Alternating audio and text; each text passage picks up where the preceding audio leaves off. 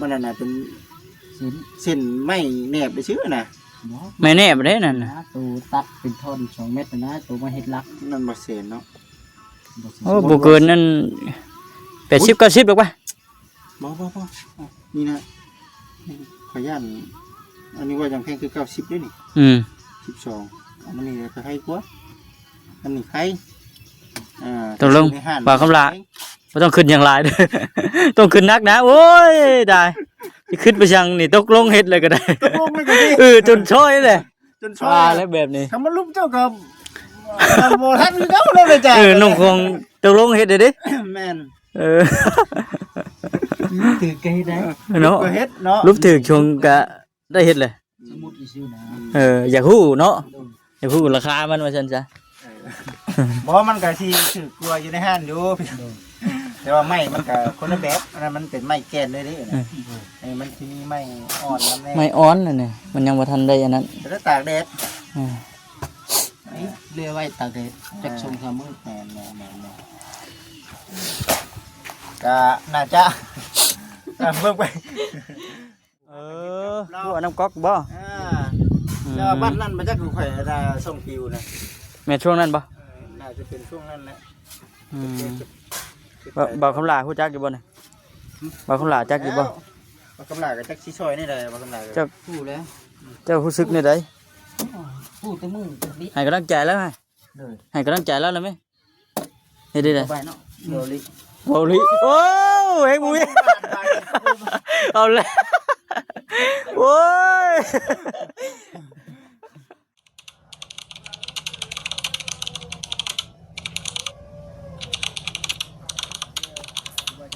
พี่น้องเนาะขุดแหนมเบิ่งคอดขี้ดินขุด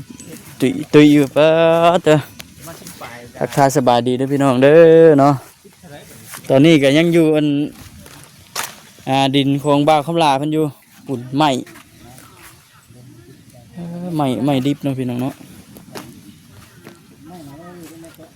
เพิ่นยังสิซอยอยู่ได้นี่เพิ่นยังอันเข่งโซอยู่ทางนั้นผู้ซอยเพิ่นเข่งโซจักแล้วก็มาบวกกับ265มีหยังน่ะ265 600,000ครับไรยังน่ะได้อยู่เอ้าบ่คำสบายดีเด้อสบายดีเอาบ่คำได้อยู่บ่ทางนี้บอกเด้อคำเมยบอกเด้อได้อยู่เอ้า600,000เท่าไหร่ก็คิด665,000เนาะยังไรยังน่ะไรยังไล่ฟื้นไปซื้อได้ไม่ได้ไหมอยู่ใน600,000ถ้ารวมๆแล้ว665,000ก็อันสิก่อเอาบ่บ่ละของน้ำนี่ติแม่นก่อรถนั้นเป็นข้าวมาฮอดยกเนาะมันก็โอเคอยู่ได้คำซื้อในห้างก็สิเบิดหลายกูหั่นบ่คำละถ้าไม่นะไม่เฮาเบิ่งว่ามันพอเบิดบ่เท่านั้นแหละเกือบซูซีก็ถือว่าก็สิบ่น่าจะรูปหรอกปะบ่น่าจะรูปหรอกไม่นี่บ่เพราะว่าบัดจ้างเพิ่นเท่าไหร่ซะไม่เราได้ซ้ำมีแต่จ้างจะค่าเพิ่นช่วยหั่นเม็ด 10,000เม็ด 10,000เม็ด 10,000เม็ด 10,000คำเบาไม่น้ำหั่นฮอดบ่ก็ได้4ตัว4ตัวพังเบิ่งว่ามันสิได้จักตัวคือจะเว้าหั่นแล้วตัวนี้เขาต้องไปกำลังตีเที่ยครับตีตามไว้ประมาณได้13ตัวตีตามไว้ได้นี่หมอลำมันบางปลาเห็ดล่ะลูกชายบ่เปล่าให้แล้วบ่เป็นยังบ่จิตบ่ยินแล้ววะเฮ้ยพาเว้าดังๆเอานี่ได้ยาวมาพี่เลยแล้วการุ่นเบิ่งพี่น้องเนาะว่าทั้งบ่าวคำลานี่คิดขึ้นนักเติบมึงแม่นบ่ขึ้นนักอยู่บ่นี่นักกูตกลงกูรูปหรือว่าได้กับไรนี่ติซื้อน้ำผ่านกับอันจ้างกับเจ้าช่อยมันสิแตกต่างกันได้ใดติกะคันว่าอยู่ในประมาณนี้ค่ะเบิ่งไปก็บ่ถึงคันว่าลุกบ่อยู่ในประมาณนี้ครับมันคืออยู่ในเบิ่งข่อยสิลองมันไม่มองอ่ะไม่ถึงกับ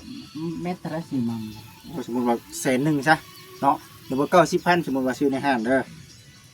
อันนั้นเป็นตับมันน่ะเป็น สิน เส้นไม้แนบไปชื่อน่ะ บ่ ไม่แน่บ่ได้นั่น นะ น่ะ ตัวตัดเป็นท่อน2 เม็ดนะตัวมาเฮ็ดลัก นั่นบ่เส้นเนาะ บ่สิ โอ้บ่เกินนั่น80 90หรอกวะ บ่นี่นะขอย่านอันนี้ว่ายังแพงคือ90ด้วยนี่ อืม 12อันนี้ก็ให้กว่าอันนี้ไข่ตกลง ในห้าง ว่าคำลา บ่ต้องขึ้นอย่างหลายเด้อ ต้องขึ้นนักนะโอ้ยได้สิขึ้นไปจังนี่ตกลงเฮ็ดเลยก็ได้ ตกลงเลยก็ดี จนช้อยเลย จนชอ ว่า บ แล้วแบบนี้ คำว่าลุกเจ้ากับบ่ทันคือเก่าเลยจ้ะ น้องคงตกลงเฮ็ดได้เด้ แม่น ถือไกได้ เนาะ ก็เฮ็ดเนาะ รูปถือชงก็ได้เฮ็ดเลย สมมุติอีซื่อนะ อยากฮู้เนาะอยากฮู้ราคามันว่าซั่นซะ บ่มันก็สิถือกลัวอยู่ในห้างอยู่แต่ว่าไม้มันก็คนละแบบอันนั้นมันเป็นไม้แกนเลยเด้นะไอ้มันสิมีไม้อ่อนนำแน่ ไม่อ้อนนั่นนี่มันยังบ่ทันได้อันนั้น แต่ถ้าตากแดด อ่า นี่เรือไว้ตากแดดจัก2 3มื้อ แม่นก็น่าจะเบิ่งไป น่าจะลุกบ่ลุกบ่ เดี๋ยวเฮาเบิ่งไม้เฮาก่อนว่ามันสิได้จักเส้นแล้วเฮามา มาหารเบิ่งบัดนี้ แต่ว่าบอกคำนั้น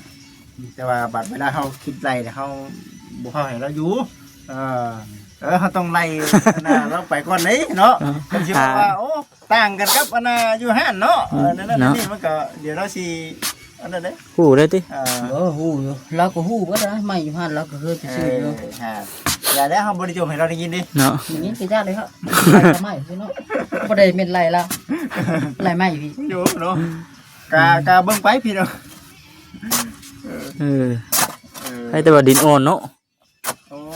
สำเร็จแล้วพี่น้องเอ้ยเนาะบ่าวคำล่าสำเร็จแล้วในการขุดห้องน้ำเนาะแต่ว่ามีความกุ้มใจเป็นอย่างมากว่าสิลุกขึ้นหรือว่าบ่ลุกขึ้น ยังกังวลใจอยู่ตอนนี้ มันใจ เอาแล้ว คักแน่เด้พี่น้องเอ้ยเนาะ บัดนี้แล้วสินอนบ่หลับบัด คืนนี้พอดี12โมงก็คืน คือหลาย ตกลงกับเขาแล้วก็ได้คือถือก็คือ เนาะ เงิน1,000 บาทบ่จิตเอาให้แต่นั้นบัดเตะได้ดิให้เมื่อวานนี้ยังบ่ได้ใช้หยังบัดไปแล้วแม่นบ่ มอบเงินให้เพิ่นบ่วานนี่บ่ มันมาวันนี้ วันนี้ ลุ ลุ ก ก อีก วันนี้ เออ ลุกบ่งวันนี้ มื้อนี้ มื้อ ซื้ นี้ อน้ำมันมาอีกแม่ฝากเงินเลยซื้อน้ำมัน บอกว่าน้ำมันแดงก็บ่ได้ดูดน้ำผู้เจ้าว่าน้ำมันรถไถ ซื้อมาแล้วฝากเงิน100,000ซื้อน้ำมันรถไถมาบ่แม่นแล้ว มาดูน้ำดิ เทสิตุกใหญ่ไว้ว่ะเงินกูเบิดเลยลูกเอ้ยเบิดก็ย่าเงินอยู่เฮาน้ำเฮาแหละ เอา แล แล้ น ว เอาไปซื้อ แล้วเรามาชื่อแทนเพิ่นอีก เนาะ น้ำมันรถไถก็ให้เพิ่นเลยเอ้า รูปเลยทั้งรูปทั้งจม ทั้งลูกทั้งจมเบ็ด ละบ่ละเอียดเนาะแล้วมันไม่กลัวเฮ้ย ซื้อน้ำมันเนาะตอนนั้นก็ไปบอกซื้อน้ำมันจักซื้อ น้ำมันหยังดิมาดูน้ำเจ้าก็น้ำมันได้เอาน้ำมันโดยไทย จักน้ำมันหยังบ่ลืมบ่ซื้อน้ำมัน เฮ้ย เออ น้ำมันจากดูดน้ำเป็นน้ำมันไอ้ช่าง น้ำมันแดงเนาะรู้จัก ใส่ไปน้ำมันแดง200,000ติดตุกนี่ว่ะน้ำมันรถไถแทนนึงมาเฮือนบ่แม่นได้ลูกเอ้ยน้ำมันจักรูปร้านน้ำมันแดงโอ้ยหยิบเทได้นั่นว่ะยองไปให้แลนอีกรอบสอง เออ เนาะอย่างเนาะเอามีแต่ว่าบ่ขึ้นหลายแล้วว่าคำลาได้ในตัวในตกลงน้ำเขาแล้ว เนาะบ่ต้องขึ้นยางมาได้ดิ ได้ซะแต่ว่าบ่จิตคิดว่าน่าจะถือกลัวอยู่ในห้านอยู่ แม่มันก็สินั่นแหละข่อยคิดอยู่ไปนึง น่าจะถือในห้านอยู่ ว่าไม้อยู่ในห้างมันก็สิอันคันว่าสิเว้าแล้วก็มันสิละเอียดอยู่เนาะไม้มันเนื้อมันก็สินั่นอีก เพราะว่าผมกินนี่เฮาได้ตีราคาแบบว่าประมาณ12เซนบ่กินครับบ่กินนี่ 13เซนประมาณ13เซนนึงจังซี่ทั้งที่เฮามาเดือยแล้วมันกลัวหันได้ซะกำไรกลัวหันมันก็เฮาก็ได้กำไรแล้วเฮ้ยเป็นไผโอ้ เกี่ยงให้ช่อยบาทนี่ ละสำเร็จแล้วพี่น้องพอแล้วบัดนี้เด้บ่คำมื้ออันนี้น่ะ เออ คุณลงมาพี่ยังบ่เจอดินเฮเนาะ 28 เมตร 28เมตรจังพอดินเฮน่ะ เลยสิคุณลูกต่อ บัดเจาะหน้าบัดเจาะหน้ามันคือว่าเจาะฮอด28เมตรเนาะ แม่นมันบ่ฮอดดินดานมันฮอดดินดานไป ปกติเห็นว่าเจาะหน้านี่พูดแล้วเนาะ30แต่ว่าอันนี้มันไปบ่ไหว ไปไวก็ เออ มีอยู่ดินแบบดินมันอ่อนคือดินอ่อนอยู่ดินดานน่ะ เจอดินดานโตมันเป็นหินเพชรนะ มันลงแบบมันบังเอิญใช่ไหมใช่เนาะมันบังเอิญเจอ บุญต่อไปบัด บ่ได้เนาะ เลยเพื่อลงไปได้หันพอดีเบิดเลยเพชรของเขา เพชรเจาะอันหินน่ะเนาะ เจ้าหินเขาเนาะ เพชรเจ้าหินนะ มันก็เลยไปต่อบ่ได้บัดนี้ โดยไปต่อบ่ได้เขาเอาย้อมเขาเห็นเจ้าหน้าที่ก็เบิดว่ะ แต่ว่าน้ำมันก็แห้งอยู่เนาะ โดย แห้งอยู่ได้เพียงโอ้ยเช้าไป ไปเฮ็ดไม่เท่าไหร่วะเฮ็ดไม่ไปต่อไม่อยู่บ่ก็เจาะเท่านึงบ่ต่ำหินเพชรคุมลงไปพอดีเบิดอันนึง ลุกเลยเพลงนี้เนาะสื่อสิเนาะ 20,000เลย20,000มันตื่นใหญ่ได้20,000ป่าย พอเด้อเพชรอันเจาะน่ะ เจาะสร้างบ่คุ้มค่าเลยหน่อยนะถือเอาไปพี่เปย์ใส่หัวนั่นบ่พอ บ่พอครับ บ่พอ มาลุกก็ลุกเนาะเสียงคือกันได้อันนั้นเรื่องโจ้นั่นกันเนาะอันนี้เขายามอยู่บ่เขายาม บ่ได้ยาม โจ้เลยเนาะถือว่าในเรื่องของน้ำกับบนก๊อกน้ำกับไก่กันอยู่พี่น้องเนาะไก่กันอยู่มีแต่ว่าเฮาภาวนาอยู่ในวาง2-3 มื้อนี้เฮาบ่อยากให้ข้าวฝนตกเด้อว่าซั่นเนาะเพราะว่ามัน ถมท่อถมหยังก่อนเนาะ ใช่น่ะมันเจือนแน่นอนพี่น้อง เป็นใจอันหนุ่มคำลาเนี่ยกว่า บ่เฮงเลยเนาะเดี๋ยวนี้เข้าห้องน้ำใส่ก็จังใดก็ เอาน้ำบ้านหลังสีเขียว เอาเสียมไปอยู่แล้วว่า ไปเลยบ่ โอ้ยเดี๋ยวบ่เสียมไปบ่เฮงแล้วเนาะ ย่างไปย่างตายมาที่บ้านจับเสียมอยู่ไสมา บ่เฮงดิจะเป็นบ่ จะไป บ้าน โอ้เนาะ จะเป็นตายติยุ่ง มีแต่ยุงติ ห้องน้ำบ้านหลังสีเขียว อันนี้นะเฮาอันแบบติดกับแดนเลยบ่น เด่นเลยนี่ ห้องน้ำนี่ห้องน้ำนี่ได้ นี่ผ่านนี่ จงไว้อยู่มวยติดปานใด ไม่ติดปานใดเนาะ มีแต่จะปลูกต้นไผ่ต้นมะสังไก่ มันลามได้ตัว หา นั้น กเดี๋ยวหากมันสิเข้า กอไผ่ เบิดเรื่องของเรา เข้าห้องน้ำเลยเต็มไว้เพราะปัญญาหากมันเข้าเลย บ่ปุ่มเลยดิ กุ้ม โอ้ยคักปัญญัง นี่แต่เฮาปลูกโอ้ต่อไปนี่ผู้ใดเดี๋ยวสิแนะนำว่าคำหลักเพิ่มเติมหลังจากว่ามันมีการ ติดหัวแล้ว มีทั่วแล้ว ยังเช็ดหัวอยู่บ่มื้อนั้นคือเห็นขุดหัวบ่สิใส่ว่ามื้อน่ะ ใช่ ข่อยคือเห็นเจ้าขุดลักหัวมื้อน่ะ แล้วผู้ของน้ำเลย ไผ ผู้ของน้ำ พวก นะ น้ำผู หัวน้ำก๊อกบ่ แล้วบ้านนั้นมาจากข่อยได้ส่งคิวนะ แม่ช่วงนั้นบ่ น่าจะเป็นช่วงนั้นแหละ บ่คำลาฮู้จักอยู่บ่นี่บ่คำลาจักอยู่บ่ บ่คำลากับจักสิซอยนี่ได้บ่คำลา เจ้า ผู้แล้ว เจ้ารู้สึกในใด ผู้แต่มึงดิ ให้กำลังใจแล้วไง เลย ให้กำลังใจแล้วนะแม่เฮ็ดได้ ไปเนาะโดลิ บ่ลิโอ้เฮ้ยบุ้ยเอาเลยโอ้ย ไปจิตเจ้า โอ้ พี่เนาะ ไปยินนักเบาหลี เราบอกว่าพื้นเราเบาดีเอ้ย ชูตัวไปว่าซั่นมุกบืนมาแล้ว ก็สำเร็จเมื่อนี่แหละพี่น้องเอ้ย แม่น งานนี้เรื่องการคุยโอ้มีกี่ได้ เอาไปกูสิไม่กิโล ไปขอปล่อยชีวิตเจ้าไป ไปขุดจิรอบ่มื้อนี้ก็ได้ เจ้าพุทธ อ๋อ บ่ได้ไปใช้นะเขาเจ้าคุดเลยเขาเจ้าเอามาหันยังเป็นหัว ได้ครัวตอนแรง อยู่คำแล้วมั้งมันแค่นี้กินกลุ่มกี่ ครัวจิรอบ่ บอกเคยเจอกินกับลูกไฟมาเลย เนาะมากินแรง นั่นนะป่ะโอ้พอดีได้นี่ อันเม็ดปลายบ่นี่ เม็ด เช้า เช้า เม็ดเช้า พ่นออกประมาณ30 ให้มันพ่นหน้าดินแน่เนาะ พ่นนาดินประมาณ30ประมาณนี้ได้สองคนกัน อยู่เพื่อนน่ะมันข่อยทมจุประมาณนี้แหละ เที่ยงเลยเที่ยงหน้าดินเลย เพียงนางดินย่ำพลน่ะโอ้อยากล่างลงเนี่ยน้ำมันอยากเต็มเลยบริปล่อยรุ่นซะข้าวตะกี้ปัญหาเงินเฮ็ด จะเล่เฮาจิทุบแล้วก็เอาชื่อทอมาใช้ไม่ได้อยู่เนาะคิดเสียภาพบ่ แล้วว่า อยากคิดจะพา คิดจะภาพต้องซื้อทองมาใช้อีกที บ่แห้งเนาะ จ้างเขาแล้ว จ้างเขา จ้างเขา ไหวบ่ บ่ไป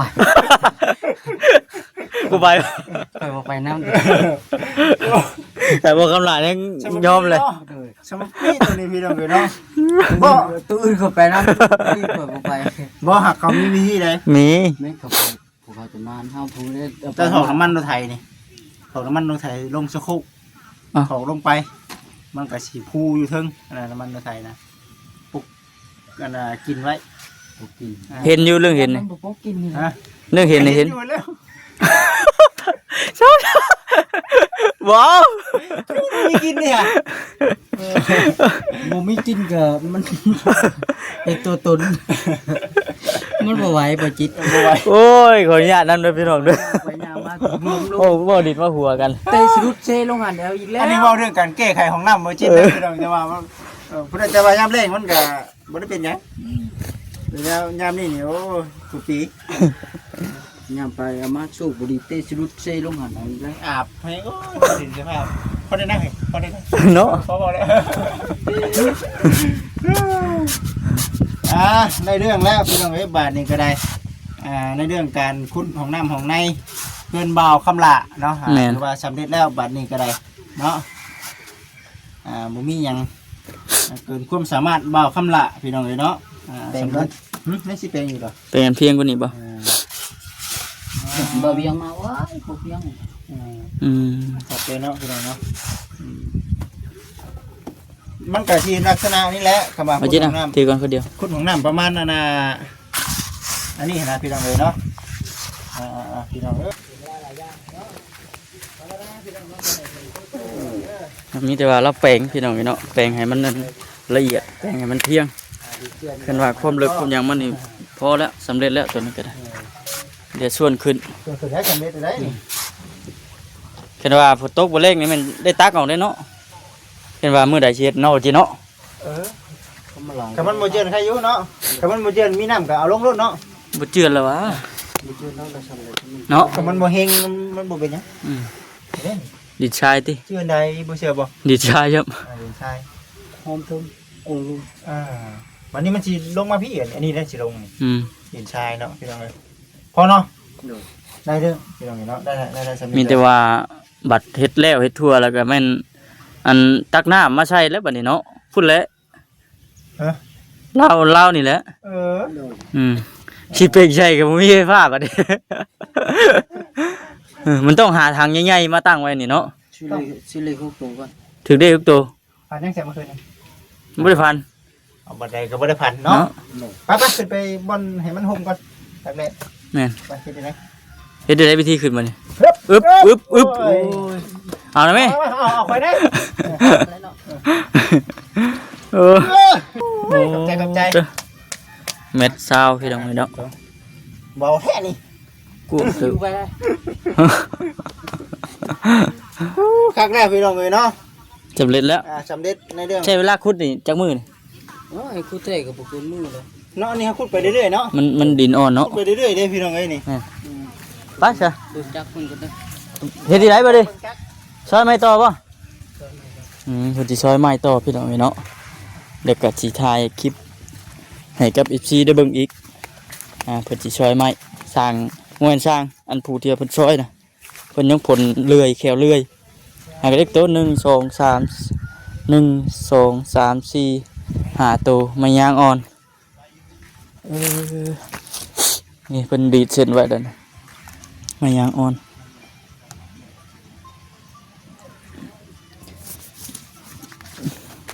ไปฝากติดตามเด้อพี่น้องเนาะฝากกดไลค์กดแชร์กดติดตามแล้วก็คอมเมนต์กันเข้ามาเป็นกำลังแรงใจให้ตะกี้เราว่าเราสิเฮ็ดผู้คืนอยู่นี้ว่าซั่นจะสิย้ายไปทางนั้นบัดนี้พุ่นบ่จ๊ะโอเคพี่น้องเอ้ยสบายดีเด้อ